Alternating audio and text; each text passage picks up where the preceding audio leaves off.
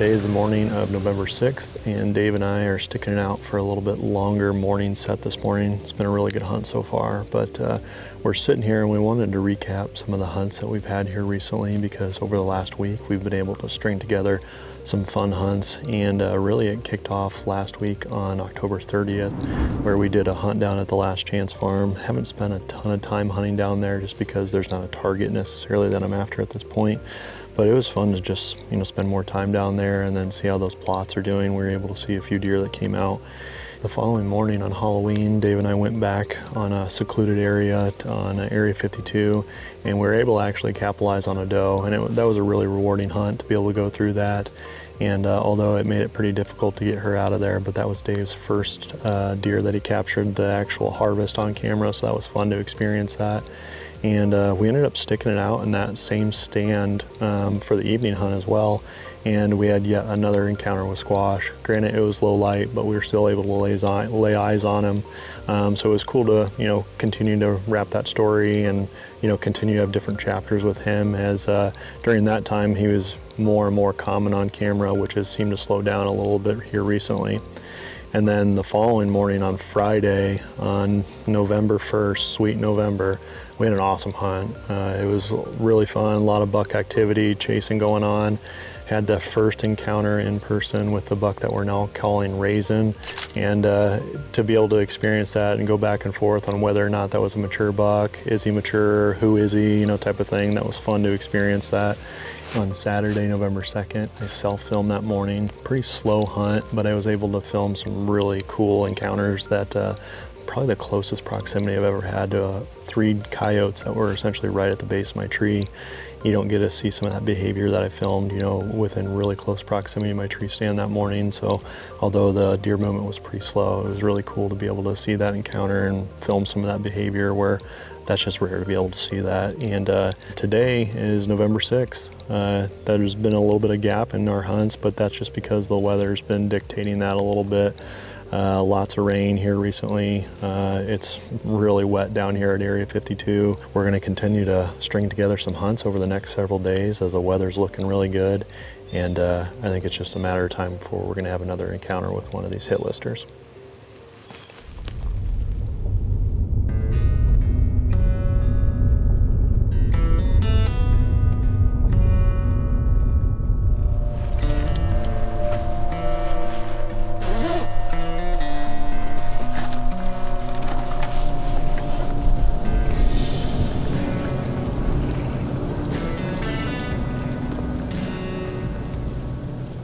Well, good morning and welcome to sweet November, November 1st.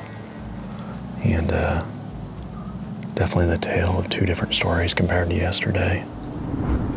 Yesterday we were hunkering down, just trying to stay in the tree, and this morning it's about as calm as it can possibly be. I mean, there's basically no wind right now. You only get a couple of these thermal mornings throughout the entire season. The last couple of years I've tried to come back to this stand. Essentially 360 degrees around us is bedding. We're back in the secluded plot. This is my first time back here this year. This is definitely a spot that we could encounter squash. I think he's bedding somewhere in this general bowl.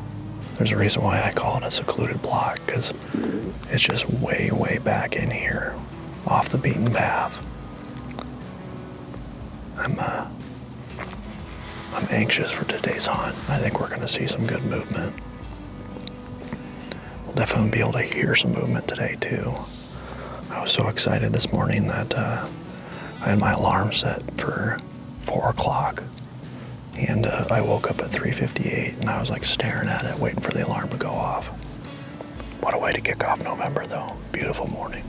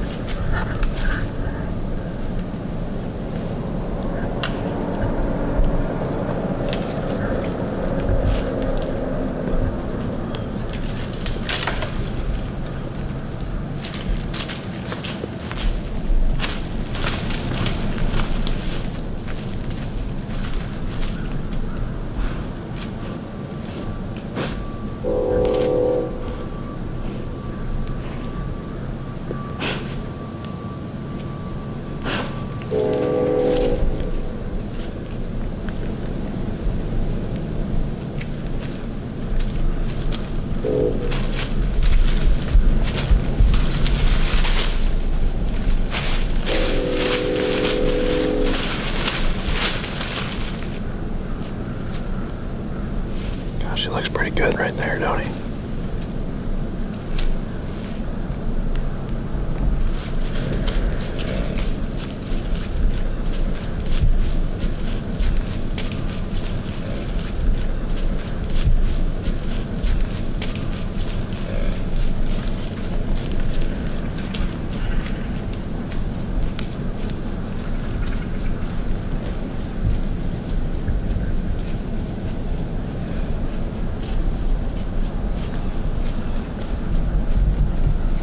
Smell him right now.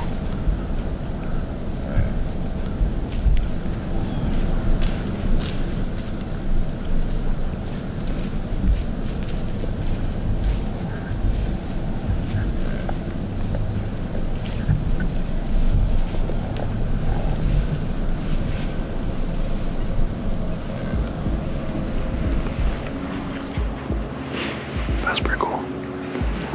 That's what's wild about back here is that I don't know that I've ever seen that deer before.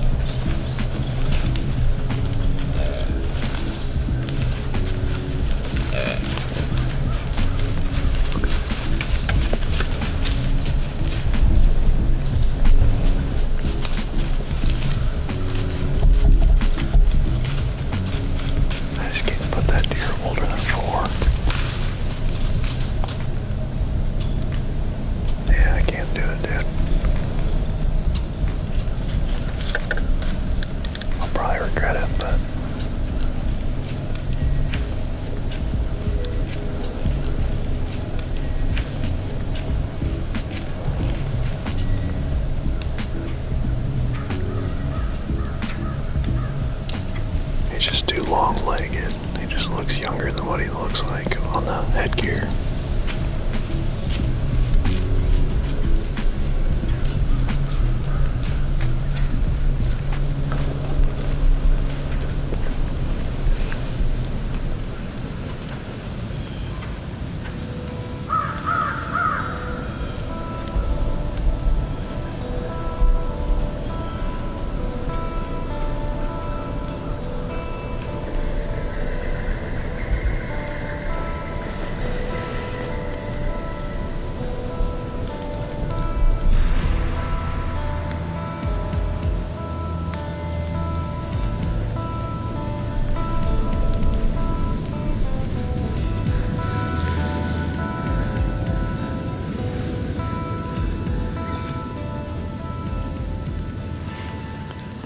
Definitely a fun morning so far. It's right before 10 o'clock right now, and we've had a nice flurry of activity for quite a while now where I was pretty surprised that it was already 10 o'clock. It doesn't feel like it's that late in the morning, but I don't know, the last couple hours we've been pretty much covered up in deer. But we had a really cool, unique racked buck that hit this scrape right here in front of us, and then he ended up coming in a couple different times actually, and heck, they might still be up on the hillside. He was bird dogging or side hilling that one doe pretty hard, not letting her go very far. But then we had 3 other bucks that came in Two of them look like a couple 8-pointers, and I didn't really get a really good look at the other one. I don't know, when that buck was standing there, I got a pretty good look at him, not having history with that specific deer. He looked long-legged to me, so I couldn't put him older than 4, because there was a little while there that I told Dave, yeah, we're gonna shoot him, you know, type of thing, because he looked pretty good when he was coming in. But we're gonna sit it out for a little while longer.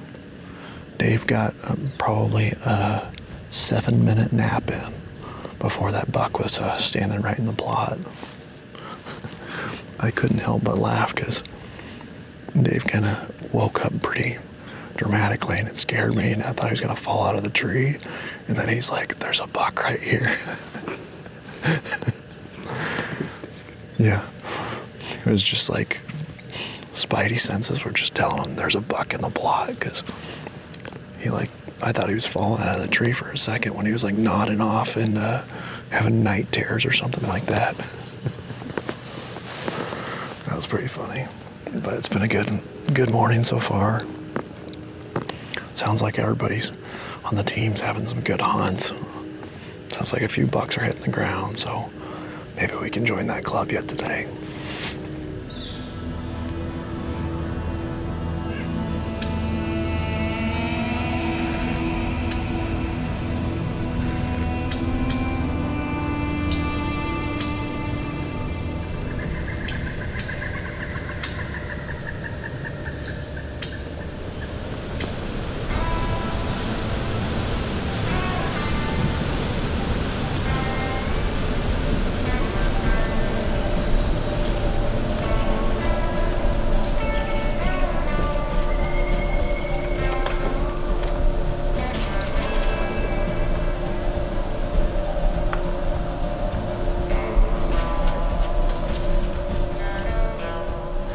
Right before 9 o'clock, and still no deer movement. I wanted to try to identify that buck that we had an encounter with yesterday, because on the hoof, like if you looked at his forehead, you looked at his face, I mean, he just looked like an older deer. And then not very often do you have like really young bucks that have that much character on their rack. I was sitting there staring at my coffee table buffet area where I have a bunch of shed antlers last night. And it kind of dawned on me that it would have been a pretty big change, and so I kind of went back and forth on it. But it's actually a buck that Ryan and I found the shed antler for last year.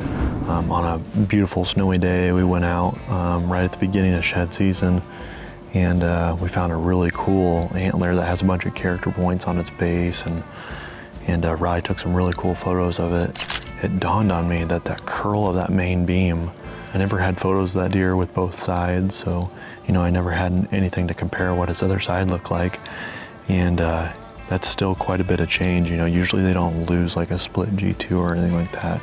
But Kane and I were messaging back and forth about it this morning, and I'm almost positive it's him. He just has like a very distinct dark colored face on him, which that would mean that I would for sure say that that deer is 5+. That's the beauty of the rut. That's the beauty of bow hunting. You're not always going to have that. Sometimes it's just going to be some random deer that shows up, and you got to make a decision. It'd be cool if he sticks around a little bit. He'd, you know, potentially vault his way to the top or near the top of the hit list if I had another encounter with him.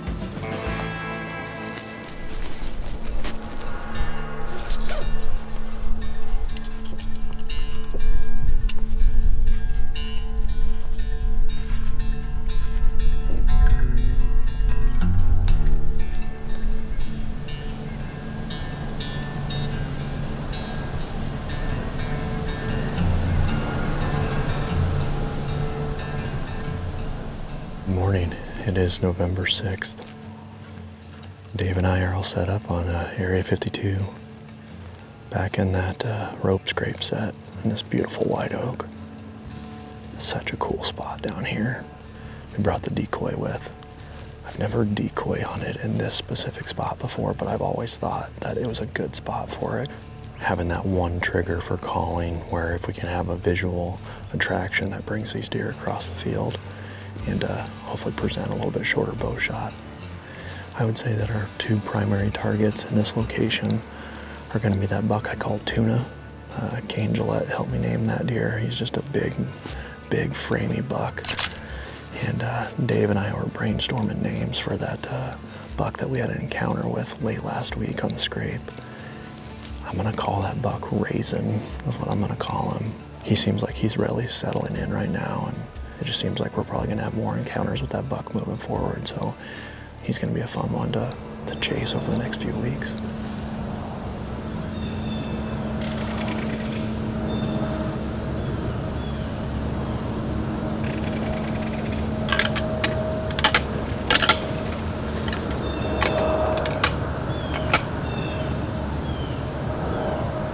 There's a deer coming right down the path.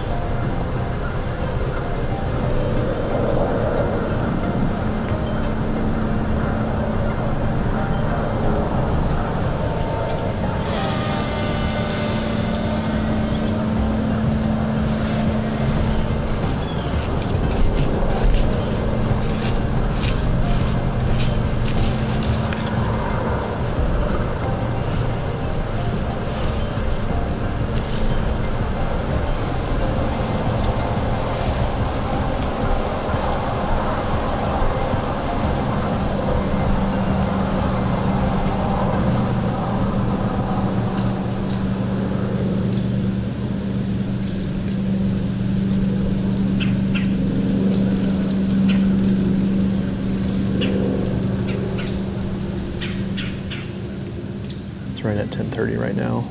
Dave and I, we're gonna make a move. And by move, I mean we're gonna grab just a few of our things right now. We're gonna go back to the truck and we're gonna go get some rations in town real quick.